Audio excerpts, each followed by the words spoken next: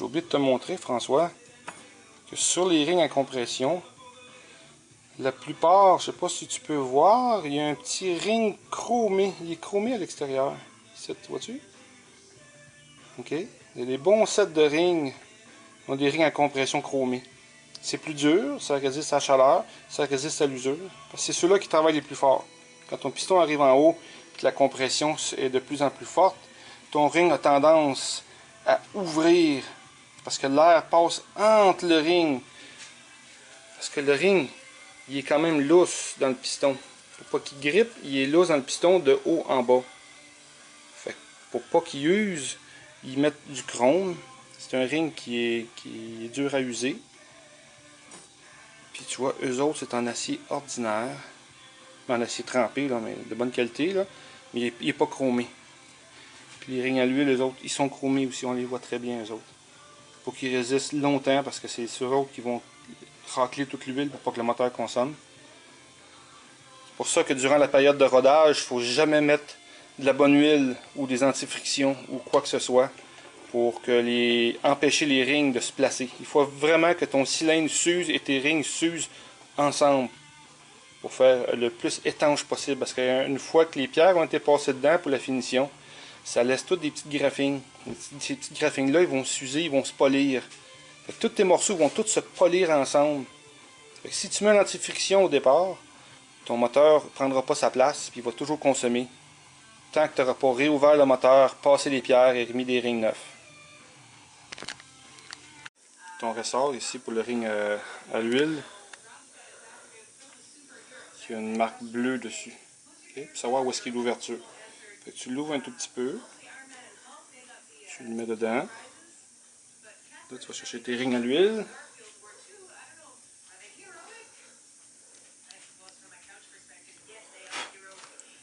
Là, tu prends ton ouverture, tu le mets 90 degrés à côté, dans le petit trou du bas. Ça. Et l'autre, tu le mets à 180 de l'autre ouverture. Là, tu t'assures qu'il fonctionne bien. Tu t'assures que ton ouverture, ta ligne bleue est là. Puis tes ouvertures de ring sont à 90 degrés. Après ça, tu prends le deuxième ring avec les lettres ou les chiffres ou les points vers le haut. Tu l'ouvres doucement. Si tu l'ouvres trop, le ring va casser en plein centre. Tu t'assures qu'il fonctionne bien. Et ton dernier ring à compression, la même chose. Les petits chiffres ou les petites lettres par en haut. Tu l'ouvres doucement, juste pour qu'il passe. Tu t'assures qu'il fonctionne bien. Là, après ça, tu mets tes coussinets qui ont été lavés avant, parce qu'ils mettent un enduit anticorrosif, puis c'est bien épais. Fait que tu vois, il y a une petite coche sur le ring. Tu peux pas te tromper sur le coussinet. Tu mets ta coche, après ça, tu pèses dessus comme ça. C'est tout. Là, tu mets ton autre.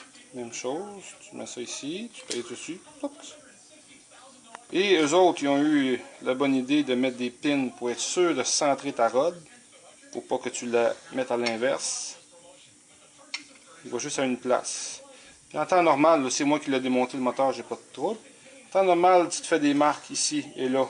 Pour être sûr que quand tu l'envoies au lavage, que les pièces ne soient pas défaites et que tu ne sais plus quel cap qui va sur quelle rod.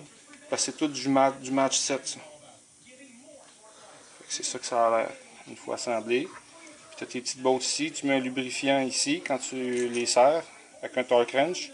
Je vais tout te montrer ça tantôt. Bon. J'ai oublié de te montrer quelque chose aussi. C'est que dans le bearing, il y a un petit trou. Dans la rod, il y a un petit trou. Il y a certains bearings qui ont des petits trous juste sur certains et non sur les deux. Lui, il y a les deux. Ça va quand même assez bien. Fait que tu peux pas vraiment te tromper. Un coup que tu l'as mis, si tu n'aurais pas eu des pins pour centrer tes rods, toutes les rods de tous les moteurs, les barreux sont toujours sur le même bord. Quand tu le mets comme ça. Ils sont toujours sur le même bord. C'est tout. Bon, tu passes une petite guenille propre dans le cylindre parce que j'ai mis un petit peu de lubrifiant dessus pour pas que ça rouille. C'est un bloc d'aluminium avec des sleeves d'acier. OK? Puis comme tu peux voir, les 4 chemises sont pognées ensemble, mais il n'y a rien alentour ici. C'est des chemises flottantes qu'ils appellent. OK? Mais c'est des chemises sèches. Des chemises humides qui existent dans les gros moteurs, qui a un O-ring en haut et un O-ring en bas de la chemise et tu la glisses dedans. Ils font ça pour les gros camions. Tu peux rebâtir un moteur en place sans rien enlever. Tu passes un petit coup de guenille propre, ça te prend des petites mains parce que les miennes sont trop grosses pour passer à l'intérieur. Les autres, le dessus était beau, fait que je ne l'ai pas fait planer, je l'ai laissé tel quel. Mais il est sandblasté, il est peinturé, comme tu peux voir comment il est beau. J'ai fait mon tapage de façon à ce que la peinture rentre un tout petit peu à l'intérieur, qui va aller un petit peu sur la surface du gasket, pour pas qu'il y ait de corrosion qui se fasse entre les deux. Parce que si tu arrives, puis tu peintures, puis tu planes, l'aluminium ici va corroder. Puis avec le temps, la corrosion va descendre le long de la peinture, en dessous de la peinture. Fait que là, on va mettre les pistons dans le bloc.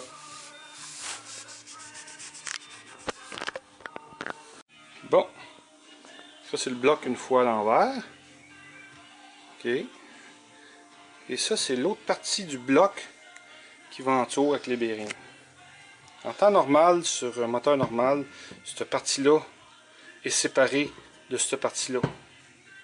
Mais c'est plus solide comme ça. Puis comme tu peux voir, c'est tout en aluminium. Tu sais, il y a un insert d'acier. Okay? Juste dans la partie du bas. Tu peux voir, la partie du haut, on n'a pas en tout. Parce que quand ton piston descend après l'explosion, c'est cette partie-là qui mange le coup. Fait que ça, c'est le vilebrequin. Le vilebrequin, il est standard. Je ne l'ai pas poli, j'ai laissé tel quel, il était beau. J'aurais pu le polir avec des straps de liège. Et les bearings, comme je te disais tantôt, il y a des bearings spéciaux. Tu sais, il faut passer l'huile. Qui vont ici. OK? Celui-là, vu qu'il reçoit toute la compression du moteur, puis le résultat de l'explosion, ils sont pleins. Fait que c'est la même chose, tu les rentres de la même façon dedans. Ils n'ont pas de position 1, 2, 3, 4.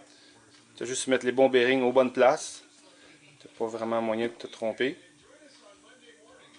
Là, on va installer le crank, le lubrifier, puis vérifier avec du plastic gauge.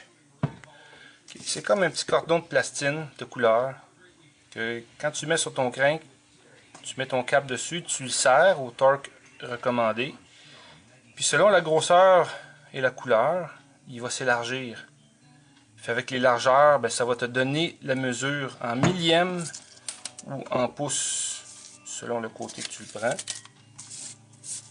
Si la compagnie dit qu'il faut qu'il y ait entre 1 et 2 millièmes de clairance, mais selon la façon qu'il va être écrasé, la largeur, tu vas pouvoir vérifier exactement. Il y a des chiffres marqués dessus, là, comme ça. Là. Fait exprès pour ça. On appelle ça du plastic gauge. Il faut toujours que tu vérifies quand tu montes un moteur. Toujours vérifier ça. Puis après ça, nous autres, qu'est-ce qu'on fait? C'est qu'on remplit une petite feuille, comme ça. Avec toutes les spécifications. Si le crank a été machiné à combien de millièmes, si les rods ont été machinés combien de millièmes, piston standard, ring standard, etc., etc. On peut marquer ici la protrusion des pistons, la façon que les pistons dépassent du bloc ou en récession s'ils sont en bas du bloc, du deck du bloc. On marque tout ça, tout le plus de détails possible. On prend même le ring gap ici. On prend toutes les spécifications, comme ça s'il y a un problème, mais on peut vérifier dans le dossier, savoir qu'est-ce qui a été fait dessus. Puis chaque client a un dossier comme ça. Puis moi j'en ai une feuille pour marquer ce que j'ai besoin de marquer comme référence, juste pour le fun.